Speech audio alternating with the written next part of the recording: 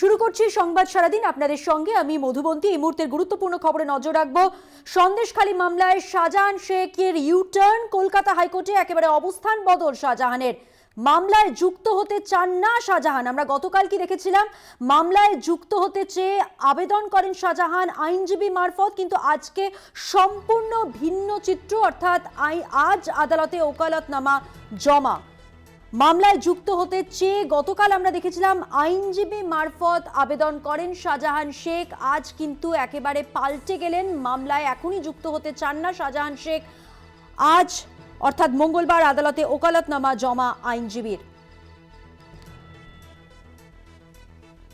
সন্দেশখালী কাণ্ডের মূল অভিযুক্ত মাস্টারমাইন্ড শাহজাহান শেখ এখনো পর্যন্ত সশরীরে হাজিরা দেননি, তাকে খুঁজে পাওয়া যায়নি, তিনি এখনো অধরা।